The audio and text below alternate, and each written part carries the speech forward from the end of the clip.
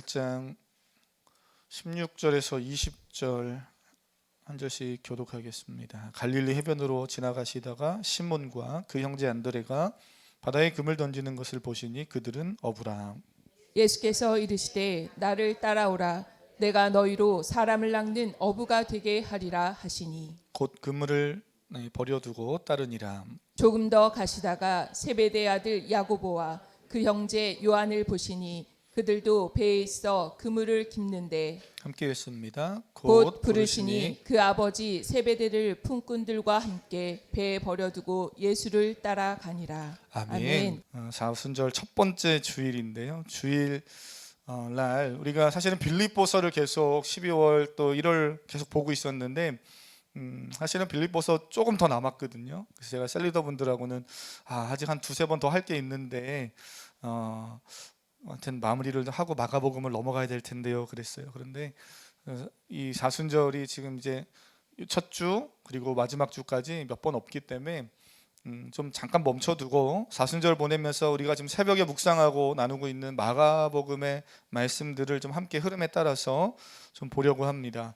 이미 새벽에 또 평일에 예배하면서 말씀을 들으신 성도님들 계시지만 마가복음의 그 중요한 그 앞부분의 내용 한 가지만 좀 말씀을 드리면서 오늘 설교를 시작하려고 하고요. 16절부터 20절까지 읽었는데 14절에 나오는 내용과도 좀 연결지어서 말씀을 좀 함께 보도록 하겠습니다. 마가복음 하면 예수님의 생애를 다룬 4개의 복음서가 있죠. 뭐죠?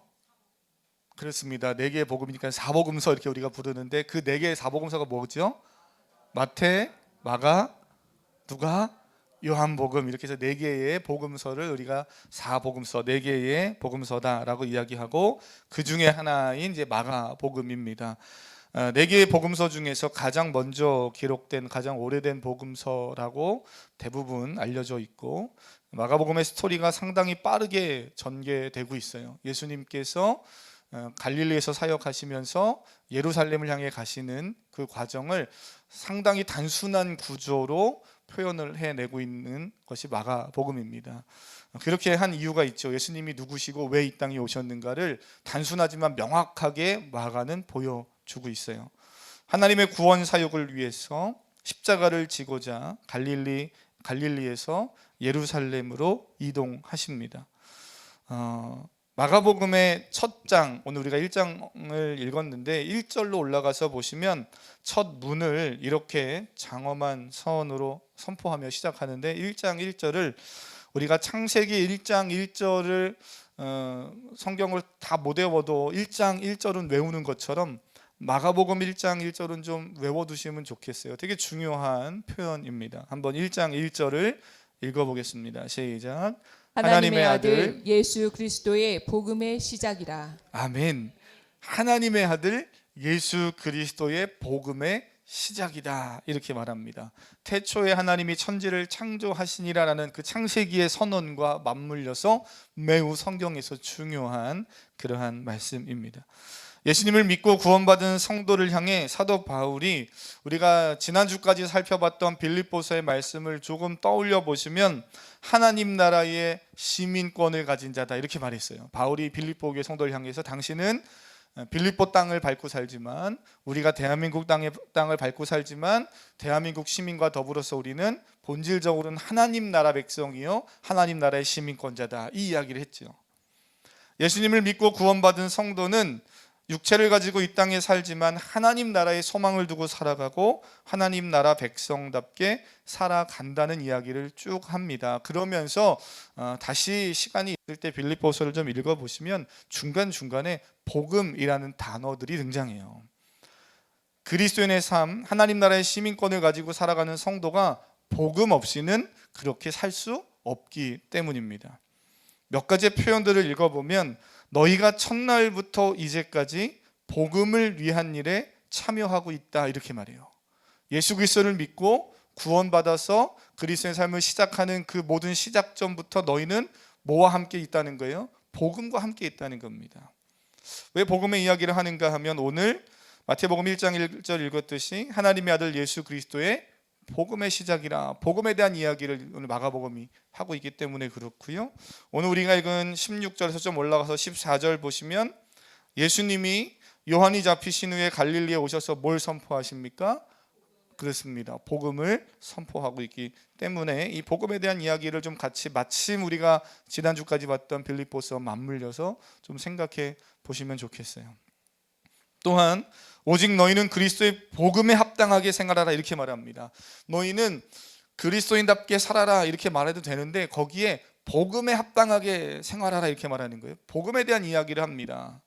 그리고 너희가 한 마음으로 서서 한 뜻으로 복음의 신앙을 위하여 협력해 주기를 나는 원한다. 이렇게 사도 바울이 편지를 하는 거예요. 복음이 무엇인지 모르면 예수 그리스도인이라고 말할 수 없고 복음에 합당하게 생활할 수도 없습니다. 교회는 올 수 있어요. 그런데 복음이 무엇인지 모르면 복음을 위한 일에 참여할 수도 없고 복음에 협력할 수도 없는 거죠. 올 한 해의 표어가 예수 그리스도의 마음을 품으라, 한 마음 한 뜻 한 사랑으로 뭐 하라는 거예요? 복음에 합당하게 살라는 겁니다. 복음을 전하며 살자라는 거예요. 세상에 나아가서 교회에서만 성도가 아니라 세상에 나아가서도 성도답게 살자는 겁니다. 그게 복음이 뭔지 모르고서는 불가능한 거죠. 예수 그리스도의 마음을 품지 않고서는 불가능한 겁니다. 다 연결되어져 있어요.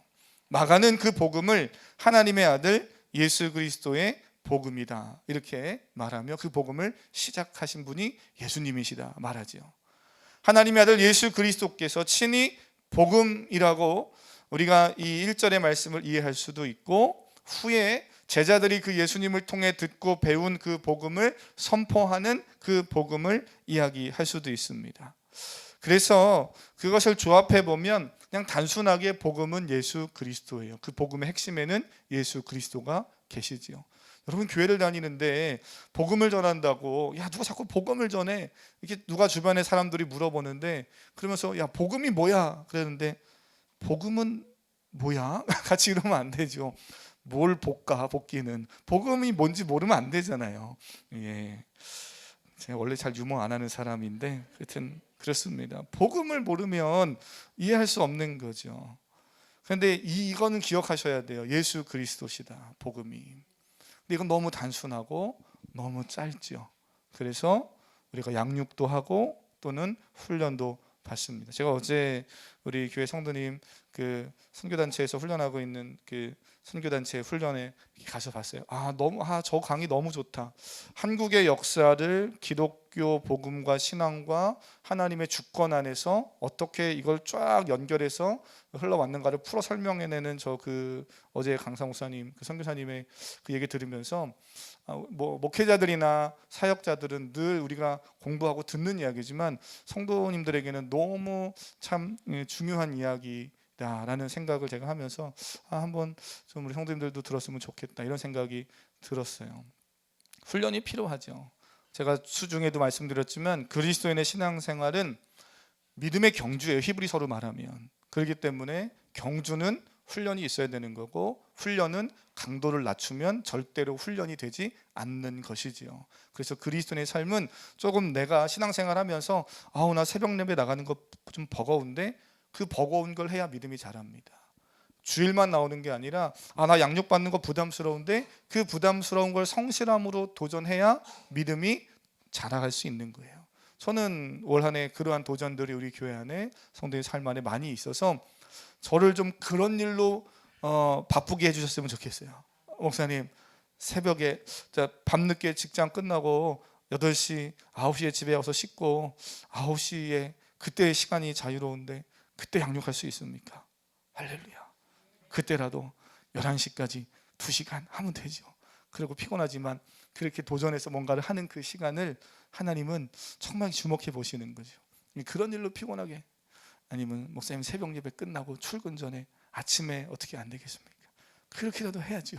그래서 하여튼 하는 거예요. 올해 뭔가 점점 낯빛이 어두워지는 분들이 계시는데 성도님 하여튼 그래요. 목사로서는 그게 기쁨이죠. 근데 이제 저의 기쁨을 위해서가 아니라 그걸 위해서 하나님이 우리를 부르셨고 오늘 본문의 이제 제자들도 사실은 그걸 위해서 예수님이 부르신 거죠. 자, 복음에 대한 이야기를 잠깐 하고 있는데 조금 더 예수 그리스도, 복음은 예수 그리스도다. 조금을 더 풀면 예수 그리스도의 인격, 말과 행동 또는 예수님의 사역 전체가 하나님의 복음을 드러내고 있는 거죠. 예수 그리스도는 세상의 온갖 죄와 억눌림 속에서 고통하고 있는 하나님의 백성들을 구원하시기 위해 오신 분이시다라는 것을 예수님이 그분의 인격과 그분의 모든 사역을 통해서 보여주고 계시는 것이 복음서입니다. 그리고 마가복음은 그것을 단순한 구조로 설명하고 있지만 아주 중요한 이야기들을 놓치지 않고 잘 해주고 있어요. 복음을 이해하고 그리스도의 삶을 성경대로 잘 살기 위해서 예수님의 가르침과 그분의 삶을 잘 봐야 되는데 그게 어디 있다는 거예요? 복음서 안에 있다라는 겁니다. 요즘 말씀 읽기 열심히 하시는 우리 성도님들 많이 계셔요. 마태복음 창세기부터 요한계시록까지 다 읽지 못하더라도 혹시 내가 처음에 너무 부담스러운데 그런 마음이 있다면 요 사순절 기간에 복음서만이라도 한번 읽어보시고 도전하십시오. 그러면서 그냥 성경 읽으셔도 되는데 좀 어플에 요즘 이제 어플 이렇게 읽은 거를 확인하고 체크할 수 있게 또 좋은 어플들이 있어요. 그러면 우리 윤아 지사님한테 물어보면 알려주실 거예요. 그러면 꼭 창세기부터 안 하더라도 사순절만큼은 좀 내가 복음서를 한번 쭉 완독해 보겠다. 그런 마음 가져보는 것도 좋은 마음이죠. 그렇습니다. 한번 도전해 보시기를 축복합니다. 복음서만 읽다가 처음에는 복음서를 읽으려고 했는데 복음서를 읽다가 하나님이 은혜를 주시면 구약도 궁금해져서 구약으로 넘어가서 읽게 될 줄로 믿습니다. 사실 복음을 설명하면서 복음을 설명하기 위해서는 구약과 신약이 함께 가야 돼요. 구약과 신약이라는 큰 성경의 흐름을 이해해야 됩니다. 오늘 우리가 읽은 마가복음 1장 14절에서도 14절에 요한이 잡히신 후에 마가는 아주 짧은 이야기로 스쳐 지나가면서 별로 중요하지 않은 것처럼 지나가는 것 같지만 우리는 이 14절이 되게 중요함을 기억해야 돼요. 요한이 잡히신 후에 예수께서 갈릴리에 오셔서 하나님 나라의 복음을 선포하시는 것으로 사역을 시작하십니다. 요한은 누굽니까? 여기서 말하는 요한은 세례 요한이거든요. 구약에서부터 선지자를 통해서 예언되어진 메시아도 예언되어졌지만 오실 메시아를 또 준비하는 그러한 사람으로 요한에 대한 메시지가 있었어요. 그 구약과 신약의 연결 과정에서 예수 그리스도에 오시는 그 과정에서 요한이 등장합니다. 그리고 요한은 그저 스쳐 지나가는 매우 무명의 그냥 어떤 연극 배우처럼 지나가던 무대에서 사라지지만 사실 오늘 마가복음에서 이야기하는 건 예수님은 신약 시대에 어느 날 갑자기 빵 하고 오신 그런 분이 아니라 이미 구약에서부터 약속되고 그래서 구약의 말씀과 연결되어진 그러한 과정 속에서 예수 그리스도의 오심을 마가는 설명하는 거예요. 그러니 신약에 예수 그리스도가 있었고 구약에는 예수 그리스도가 없었는데 그러면 예수 그리스도가 없었던 그때 그 사람들은 뭘 믿고 구원받았습니까? 예수님이 없었는데 라고 말하는 건 사실 성경을 잘 온전히 이해하지 못하기 때문에 그래요. 예수 그리스도께서 육신을 가지고 신약 시대에 오시긴 했지만 그 이전에도 예수 그리스도에 대한 메시지와 예언들은 구약에서부터 쭉 하나님의 약속은 있었던 거죠. 지금 그 얘기를 하는 시간은 아니지만 이 14절에 짧게 그래서 요한의 사역을 길게 설명하지도 않습니다. 그냥 스쳐 지나가듯 이야기하지만 요한의 그 사역 시대는 끝나고 예수 그리스도께서 사역을 펼쳐가신다는 과정에서 이렇게 단절되는 이야기를 하는 게 아니라 이것이 구약과 신약의 연결선상에 있음을 이야기해주는 중요한 표현이에요. 그렇게 예수 그리스도께서 오시지요. 그 예수 그리스도를 신약 사복음서를 통해서 우리가 보게 되고 보다 보면 구약도 궁금해지고 이 구약의 말씀과 신약의 말씀을 같이 잘 보다 보면 복음이 건강하게 잘 이렇게 건물로 말하면 세워져 가는 은혜가 있을 줄 저는 기대합니다. 많은 사람들이 그래요. 그렇게 합니까? 그냥 그 정도 하면 되지. 대충 그냥 주일만 예배하면 되지. 요즘 시대에 그렇게 새벽에도 가고 그렇게 양육도 하고 또 시간 내서 뭘 하라고 하나. 그냥 그 정도 하면 충분하지. 이렇게 사단은 우리의 생각을 자꾸 왜곡시켜요. 사단의 전략은 다른 거 아닙니다. 갑자기 여기 팡 하고 나타나서 무슨 뿔 들고 활 들고 칼 들고 나타나서 우리를 막 위협하는 게 아니라 우리의 생각을 자꾸 조금씩 왜곡하는 거예요. 신앙의 생각을 하나님 중심의 예수 그리스도의 마음을 자꾸 조금씩 갉아먹고 왜곡시킵니다. 거기서 자꾸 무너지면 결국 무너지는 거예요. 사랑하는 성도님, 그냥 이 정도 하면 되지 그렇지 않습니다. 오늘 본문에서 예수님께서 제자들을 부르시는 장면을 보면 우리가 그리스도인으로 살아간다는 건 하나님의 아들 예수 그리스도의 복음을 간직하고 그 소유한 복음을 선포하며 살아간다는 것이 얼마나 위대하고 가치 있는 일인지를 발견하게 돼요. 그래서 저는 주님의 이름으로 축복하고 도전하길 원합니다. 교회의 교족부에 이름을 올리는 것으로 그리스도인이 됐다라고 생각하지 마시고 그리스도인의 부르심의 그 위대함을 기억하시고 사명을 또 잘 따라 살아가는 사랑하는 성도님 되시길 축복합니다. 이렇게 말하면 세상과 동떨어진 곳에서 그러면 살고 선교지로 나가고 뭐 험지로 가서 고생하면서 신앙생활하는 것을 생각하는 분들이 많아요. 제가 오늘 설교의 제목을 뭐라고 그랬습니까? 세상에서 다시 세상으로. 중간에 단어들이 좀 들어가야 되는데 다 날리고 세상에서 다시 세상으로. 하나님은 세상에 살면서 상처받고 고통 가운데 결국에는 인간의 해결할 수 없는 죽음의 문제 앞에서 죽고 심판받을 수밖에 없는 우리를 은혜로 구원해 내셨습니다. 세상에서 예수 그리스도로 하나님의 은혜로 구원해 주셨어요. 그리고 거기서 끝이 아니라 사명을 주셔서 다시 세상으로 가라고 말씀하시는 줄 믿습니다. 그러니 세상에서 부름받아서 구원받아서 세상과는 상관없고 나는 그리스도인들하고만 잘 살 거야. 물론 그리스도인들과 교제하고 공동체에서 예배하는 것이 훨씬 많겠지요. 그러나 거기서만 우리는 살아가는 자들이 아니고 거기서 은혜와 힘을 충족받았다면 다시 세상으로 나아가서 세상 사람들을 마주해야 되는 거예요. 이웃을 만나야 되는 겁니다. 내가 좋아하는 사람을 처음부터 갑자기 막 나 원수 찾아가서 나 은혜 받았으니까 사랑합니다, 복음 전합니다. 그러면 뭐 뺨부터 맞을 수도 있겠죠. 근데 그런 거 아니더라도 사랑하는 사람, 내가 평소 좋아하는 사람부터 찾아가 보는 거예요. 이웃에게 가는 겁니다. 그러면서 하나님이 마음을 주시면 때로는 내가 용서할 수 없는 사람에게도 가고 내가 미워했던 사람에게도 가는 거예요. 때로는 전혀 낯선 사람, 또 낯선 나라, 낯선 민족, 종족을 향해서도 복음을 들고 가는 거죠. 할렐루야. 어디서 아멘을 하시려고 그러십니까? 북한으로 가셔야 돼.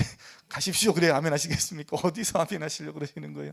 네, 우리의 일상에서부터 하나님을 만나고 일상에서부터 이웃을 돌아보고 그럴 수 있는 성도들이 때로는 멀리도 가는 거죠. 한번 옆 사람 한번 이렇게 스스로에게 한번 이렇게 축복해 볼까요? 한번 고백해 보겠습니다. 하나님은 나를 세상에서 구원하시고 사명을 주어 다시 세상으로 보내셨다. 아멘. 너무 중요하고 사실은 교회 오면 목사님들이 매번 하는 얘기예요. 그런데 우리 자꾸 잊어버리죠. 하나님이 나를 세상에서 구원해 내셨고 나를 다시 사명조 세상으로 보내셨다. 길어서 모르겠다 그러면 세상에서 다시 세상으로 하나님이 나를 부르셨다. 할렐루야. 하나님이 나를 세상에서 구원하셨다까지만 알고 믿는다면 안타깝게도 기독교 생활의 문을 열고 들어와서 한 발을 딱 딛고 서 있는 꼴과 같아요. 자, 이걸 어떻게 생상을 했는가? 어제 이런 설교를 준비해놓고 이걸 좀 뭐 어떻게 설명하지? 이런 고민을 좀 하다가 사실은 어제 혼자 막 상상하는 가운데 이런 상상을 좀 해봤어요. 놀이동산 가보셨죠? 놀이동산, 롯데월드, 에버랜드, 꿈과 희망의 환상의 나라 안 가보셨습니까? 우리 주일학교 아이들 방학이라 좀 제가 한번 가야 되는데 하여튼 청년들이요 시간을 내서 저를 도와주면 함께 또 가면 좋을 것 같아요. 자, 어찌됐든 그 에버랜드, 롯데월드, 뭐 심지어는 뭐 어떤 분은 뭐 디즈니랜드 이런데 가보잖아요. 그것에 들어가면서 힘들게 시간을 내서 표를 사고 그래서 딱 들어갔습니다. 들어가서 문을 딱 열고 들어가 보면 재빠르게 돌아가는 놀이기구, 신나는 뭐 재미난 거 얼마나 많아요. 근데 그것을 문 열고 딱 들어가서 입구에서 이렇게 서서 바라보면서 서 있는 사람들이 있습니까? 하나도 없어요. 아이들은 막 다 뛰어가죠. 자기가 타고 싶은 거, 누리고 싶은 거 그걸 향해 달려갑니다. 누군가가 근데 입구에 들어와서 그냥 막 빠르게 화려하게 돌아가는 그 놀이기구 보면서 우와 엄청 재밌겠다, 우와 신기하다 이러고만 있으면 그게 재밌을까? 놀이동산을 간 의미가 거기 있을까? 정말 재밌으려면 어떻게 해야 되는 거예요? 가서 그죠, 타야 되는 거죠. 좀 무서운 거여도 한번 타보고, 좀 이렇게 나는 좋아하지 않는 거여도 내 옆 사람이 좋아하고 내 친구가 좋아하는 거면 같이 좀 타면서 같이 놀아주고, 그래야 재미가 있는 거잖아요. 이런 상상을 해봐요. 똑같은 환호성입니다. 그런데 입구에 서서 빠르게 돌아가는 회전 열차를 보면서 우와 어떻게 타, 이야 무섭겠다, 우와 재밌겠다, 똑같은 우하고 감탄인데 그 안에서 그걸 타면서 우와, 이거는 완전 다른 거죠. 똑같은, 어떻게 보면 똑같은 함성이고 똑같은 감정이고 똑같은 놀람이고 똑같은 기쁨일 수 있어요. 근데 왜 다르다고 합니까? 처음에는 똑같을 수 있어요. 처음에는 그냥 밖에서 보는 것도 우와, 타면서도 우와. 근데 시간이 지나면서 달라지죠. 시간이 지나면 지날수록 타는 사람은 계속 그걸 누립니다. 우와 신난다, 재밌다, 스릴 있다. 근데 그것을 보고만 있는 사람은 시간이 지나면 지날수록 우화를 하다가 나중에는 지칩니다. 배고프고 재미도 없고 스릴도 없고 나중에는 짜증나요, 재미없네. 그러지 않겠어요? 물론 우리가 밖에 서서 놀이동산에 밖에 입구에 서 있어 본 적이 없으니까 못 느끼겠지만 상상해 보면 그럴 것 같아요. 안에서 누리는 사람과 그저 놀이동산 입구에 들어서서 보는 것과는 천지 차이죠. 처음에는 반응이 비슷해 보일지 모르지만 확실히 시간이 지나면 완전히 다른 거예요. 신앙생활이 딱 이와 같습니다. 예수 그리스도를 만나고 처음에 문을 탁 열고 들어와서 이 안에서 그냥 보기만 하면 처음에는 은혜도 있고 뭔가 좀 깨닫는 것 같고 좋은 것 같을지 몰라요. 그러나 시간이 지나면서 신앙은 점점 이렇게 사그라듭니다. 들어와서 뭐라도 좀 하고, 아니면 진짜 쓰레기라도 한번 주워보고, 아니면 밥이라도 안 먹다 같이 먹어보고, 인사를 안 하던 사람과 같이 인사도 해보고, 뭐 지난날의 이야기, 세상 이야기 뭐 그런 것만 하지 말고요. 하나님 이야기, 복음 이야기, 그리고 또 함께 기도하는 일들, 이런 일들 하다 보면 확실히 누리는 것들이 있죠. 이거는 해보지 않으면 알 수 없는 거예요. 예수님이 갈릴리 해변을 지나가면서 시몬과 그의 형제 안드레를 보고 계십니다. 그리고 10절로 내려가 보면 세베대 아들 야고보와 형제 요한도 보시죠. 그리고 그들을 부르십니다. 왜 부르시는 거예요? 문을 열고 들어와서 그저 예수 그리스도의 제자가 되는 그 삶에 발을 좀 담그고 있어라, 이러려고 부르신 게 아니에요. 완전히 새로운 세계를 열어줄게, 꿈과 환상의 비전에 그런 놀이동산으로 불러줄게, 그러면서 하나님이 문을 열어주신 거예요. 발을 디디고 글로 가면 됩니다. 주와 함께 동행하면서 그걸 경험하면 돼요. 근데 그러지 않고 그저 그 앞에 서서 아 좋다, 놀랍다 이러고만 있으면 제자로 살 수 없는 거죠.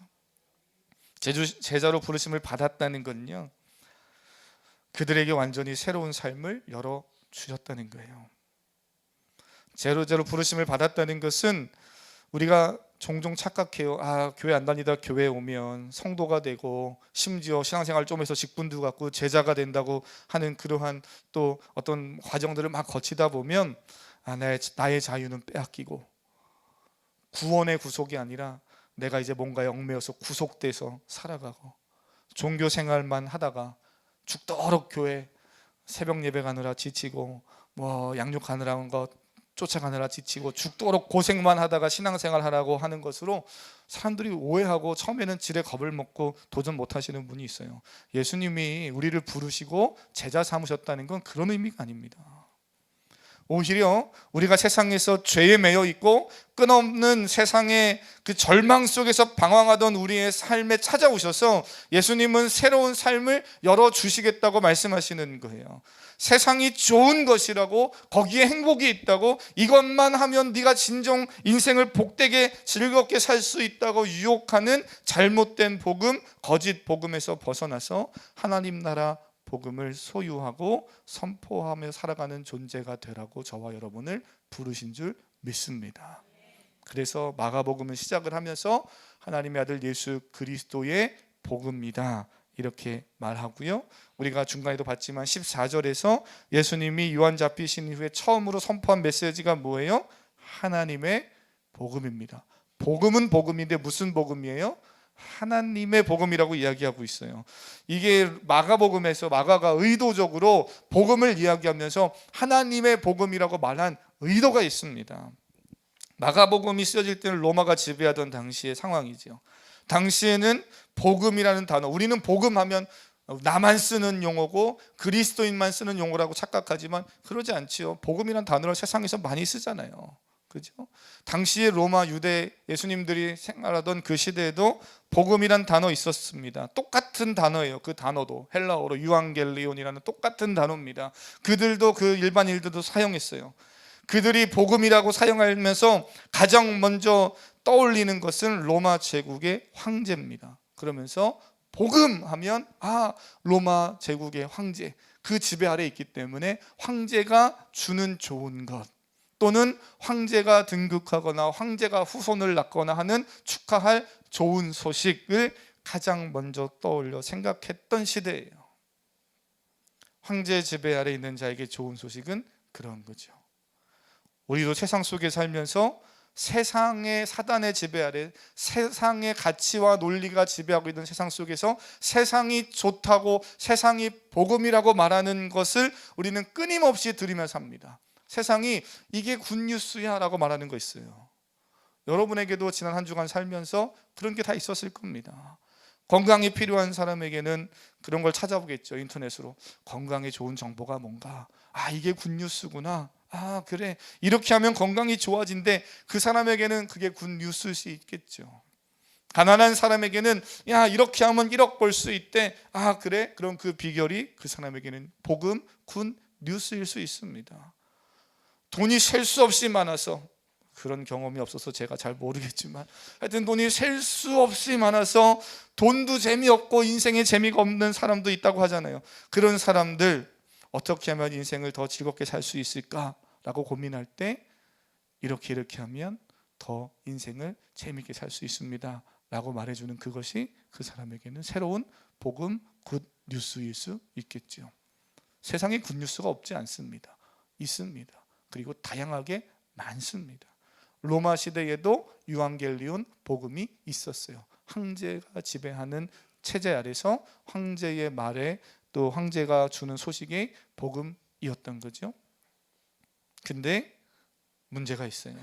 한 가지 문제는 세상이 말하는 굿뉴스 중에는 그래도 나름대로 세상을 사는 동안 우리에게 적절하게 유익과 도움을 주는 것들도 있어요. 전혀 다 나쁘다고 제가 이야기하는 건 아닙니다. 건강이 필요한 사람에게는 건강이 좋아질 수 있는 좋은 약이나 좋은 방법이 필요하기도 하고, 또는 돈을 벌어야 되는 또 사업을 해야 되는 성도들에게는 그러한 지식이나 노하우도 필요하겠죠. 학생들에게는 공부할 수 있는 지혜도 필요한 거예요. 필요합니다. 그런데 그것이 내 인생의 진정한 복음이다라고는 말할 수 없다는 거예요. 건강도 해지고 돈도 잘 벌고 이 땅에 사는 동안 내가 하는 거 다 누려서 뭘 해도 그렇게 남부럽지 않게 살아도 결국 인생은 마지막에 직면하는 게 뭐예요? 죽음이죠. 인간은 결국 인생 마지막에 죽음을 직면하게 됩니다. 이 문제를 놓고서 온갖 세상 것을 다 누리고 다 가지고 있어도, 세상이 그 좋은 것이라고 말하는 것을 다 소유해도 결국 인간은 이 죽음의 문제를 해결할 수 없는 두려움을 마주하게 될 겁니다. 어느 누구도 예외 없이요. 인간의 육체를 구원하고 영혼을 살릴 수 있는 진정한 복음, 복된 소식, 굿뉴스는 오직 예수 그리스도밖에 없지요. 죽음과만 관련 있는 게 아니라 이 땅을 사는 동안에도, 그래서 우리는 예수 그리스도에게 절대적인 소망을 두며 사는 겁니다. 또 한 가지 문제는 이거예요. 적잖게 육체에 유익을 주는 것도 있지만 많은 것들은 또 우리에게 거짓 복음이고 거짓 유혹이어서 유익을 주지 못하는 것, 심각한 문제를 일으키는 것들이 많다는 겁니다. 불완전하고 거짓된 굿뉴스가, 굿뉴스라고 말하긴 그렇지만 굿뉴스로 포장된 거짓 유혹들이 많죠. 제가 지난주 중에 설교 준비하면서 저는 진짜 성도님들 다 비슷하겠지만 이렇게 뭐 모바일로 이렇게 유튜브 채널을 이렇게 열면 내가 원하지 않아도 딱 켜는 순간 모바일 화면에 여러 가지 기계나 컴퓨터 안에 유튜브 채널에 영상들이 막 뜹니다.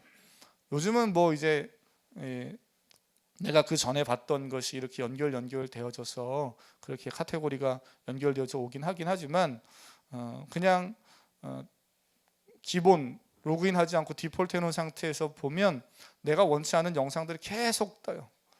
그래서 지난주에는 뭐 이렇게 보다가 어느 한 이름을 대는 알만한 유명한 연예인이 대학교 졸업 축사를 하는 것이 좀 뭐 큰 화제는 아니고 그냥 화제가 돼서 누가 그렇게 쇼츠로 올려놨더라고요. 쇼츠 아시죠?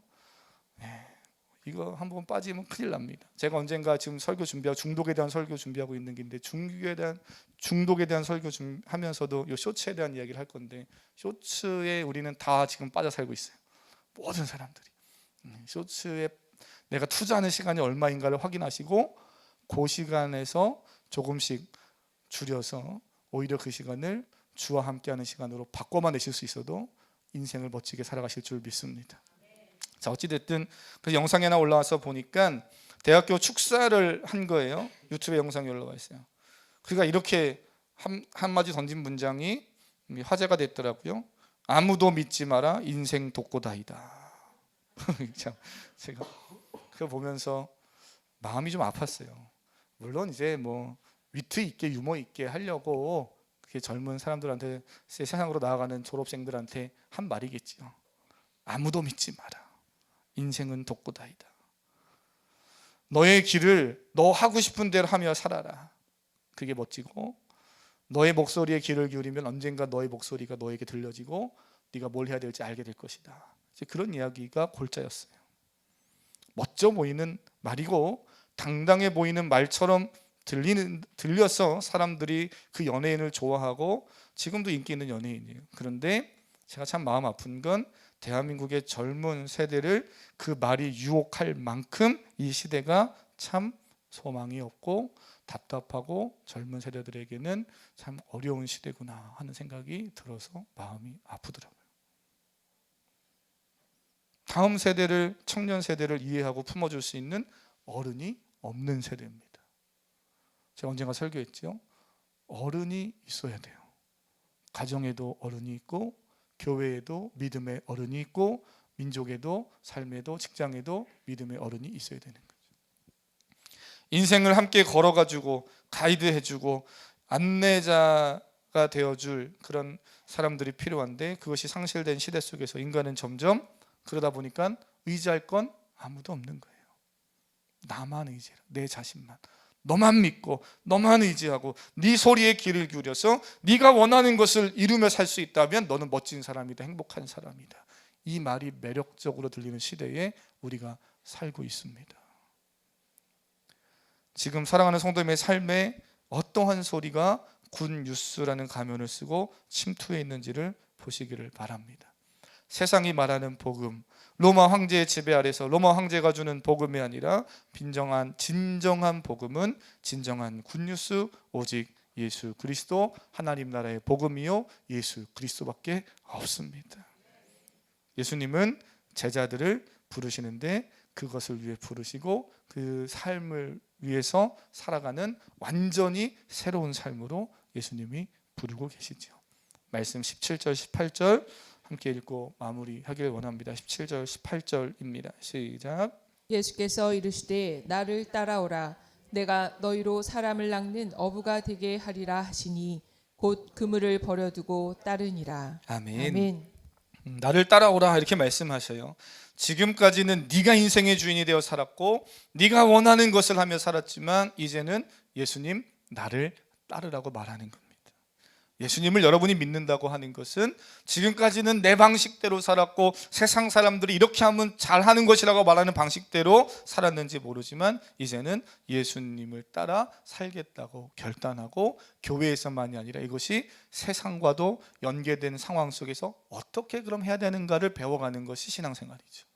말씀 안에서 주님이 하신 것을 보고 교회에서 함께 기도하며 중보하며 그러면서 서로 격려하며 가는 겁니다. 예수님은 물고기가 아닌 사람을 낚는 어부가 되게 하시겠다 이렇게 말씀하셔요. 야고보와 요한도 마찬가지입니다. 야고보와 요한에게도 찾아가셔서 그들을 보시고 그들에게 생업을 내려놓고 예수님을 따라오라고 말씀하셔요. 그들이 그걸 내려놓고 자신의 삶의 생업을 내려놓고 예수님을 따라갑니다. 저는 이런 상상을 해봐요. 예수님이 따라오라고 할 때 예수님을 따라간다는 게 어떤 의미인지도 모르고 이들은 따라갔을 거예요. 복음이 뭔지도 모르고 따라가고 어떻게 해야 되는지도 몰랐을 겁니다. 사람을 낚는 어부가 되게 하시겠다, 이 말은 더더욱 어려운 말이죠. 이해가 안 됐을 것 같아요. 여러분이 만약 오늘 본문에 베드로나 안드레 같은 사람이었다면 이해가 되시겠습니까?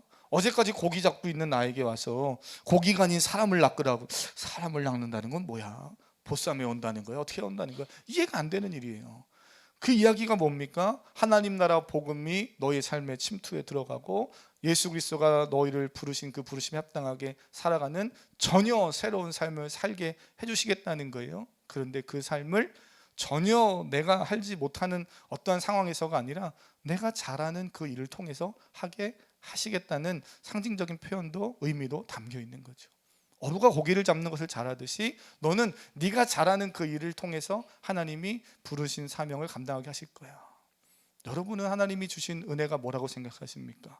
재능이 뭐라고 생각하고 우리 학생들은 내가 살면서 잘할 수 있는 것이 뭐라고 생각하십니까? 그것을 통해서 그 삶의 현장 속에서 또 우리는 하나님의 부르심을 받고 그 일을 가지고 복음을 전하며 사는 사람들입니다. 저는 말씀을 이렇게 마치려고 해요. 오늘 본문을 보면서 제자들이 예수님의 부르심에 즉각적으로 곧 순종하고 결단했다 이렇게 말하지요. 그래서 우리 많은 사람들이 그 부분을 주목합니다. 제자는 즉각적으로 순종하는 사람들이지. 제자들, 부름을 받은 사람에게 초점을 두고 말씀을 보면 거기에 초점을 두고 읽을 수 있어요. 물론 그것도 잘 읽는 방법입니다. 근데 저는 오늘 말씀을 마치면서요, 예수님에게 한번 초점을 더 보세요. 예수님이 제자들을 부르시거든요. 오늘 갑자기 돈 잘 벌고 있는 그 생업의 자리에 있는 사람에게 너 나 따르라 라고 예수님 말씀하세요. 근데 갑자기 안드레와 베드로, 시몬이라고 돼 있죠. 시몬과 안드레, 야고보와 요한이 따릅니다. 그들의 즉각적인 순종도 의미가 있고 귀한데 잘 생각해 보세요. 아무것도 몰라요. 예수님을 따른다는 게, 사람을 낚는 어부라는 게 뭔지도 모르고 따라갑니다. 근데 그게 왜 따라가고 있어요? 예수님이 뭘 보장해 주시지도 않았거든요. 뭘 약속하시지도 않았어요. 근데 왜 따라갑니까? 예수 그리스도가 메시아시고 하나님이시고 예수 그리스도 자체가 복음이시기 때문이죠. 예수 그리스도를 통해서 복음이 이 제자들의 삶의 그 심장 속에, 삶 속에 쾅 하고 침투해 들어오시는 거예요. 하나님이 침투해 들어오시는데 어느 누가 막을 수 있습니까? 그들이 거부할 수 없는 그 하나님의 부르심 앞에 순종하며 나온 거예요. 물론 그렇게 하나님이 강하게 말씀하셔도 버텨서 하나님 앞에 내 마음대로 살겠다고 버티는 사람도 있습니다. 사랑하는 성도님, 여러분은 어떻습니까? 하나님이 여러분의 심장에 지금도 두드리시고, 사랑하는 아들아, 사랑하는 딸아, 누구야? 내가 널 부른다. 예수님의 12 제자는 아니지만 내가 너를 이 땅의 성도로, 그리스도인으로 복음 전하는 제자로 부른다. 그때 그 하나님의 강력한 그 위대한 부르심 앞에 하나님, 나는 아직 아닙니다. 도망가지 마시고 그 큰 부르심과 하나님의 그 은혜 앞에 아멘, 주님 내 여기 있습니다 고백하시는 우리 사랑하는 성도님 다 되기를 주님의 이름으로 축복합니다. 함께 찬양하겠습니다. 이 찬양 가사를 고백하면서 하나님 아버지의 마음이 있는 그곳에 나의 마음이 있고, 하나님의 눈물이 있는 그곳에 나의 눈물이, 나의 삶의 비전이 있기를 원합니다. 함께 찬양하며 고백하고 말씀 붙잡고 우리 함께 기도하겠습니다. 아버지, 당신의 마음이 있는 곳에 나의 마음이 있기를 원해요. 아버지, 당신의 눈물이 나의 눈물이 고이길 원해요. 아버지 당신이 바라보는 영혼에게 나의 두 눈이 향하길 원해요. 아버지 당신이 울고 있는 어두운 땅에 나의 두 발이 향하기 원해요. 나의 마음이 아버지의 마음 알아. 내 모든 뜻 아버지의 뜻이 될 수 있기를. 나의 온 몸이 아버지의 마음 알아. 내 모든 삶 당신의. 한 번 더 고백할까요? 아버지 당신의, 아버지 당신의 마음이 있는 곳에 나의 마음이 있기를 원해요. 아버지 당신의 눈물이 고인 곳에 나의 눈물이 고이길 원해요. 아버지 당신이 바라보는 영혼에게 나의 두 눈이 향하길 원해요. 아버지 당신이 울고 있는 어두운 땅에 나의 두 발이 향하기 원해요. 나의 마음이 아버지의 마음 알아. 내 모든 뜻 아버지의 뜻이 될 수 있기를. 나의 온 몸이 아버지의 마음 알아. 내 모든 삶 당신의. 고백합니다. 나의 마음이, 나의 마음이 아버지의 마음 알아. 내 모든 뜻 아버지의 뜻이 될 수 있기를. 나의 온 몸이 아버지의 마음 알아. 내 모든 삶 당신의. 우리 마음을 다해서 아버지, 나의 마음이 아버지의 마음 알아.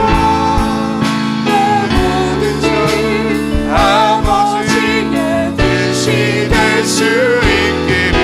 나의 온 몸이 아버지의 마음 알아. 내 모든 삶 당신. 우리 여러분의 목소리로 고백할까요? 나의 마음이, 나의 마음이 아버지의 마음 알아. 내 모든 뜻 아버지의 뜻이 될 수 있기를. 나의 온 몸이 아버지의 마음 알아. 내 모든 삶 당신의 삶. 그렇습니다. 하나님, 나의 마음이 아버지의 마음 알아. 내 모든 뜻 아버지의 뜻이 될 수 있기를. 나의 온 몸이 아버지의 마음 알아. 내 모든 삶 당신의. 우리 말씀 기억하며 주여 한번 부르고 기도하길 원합니다. 기도하겠습니다.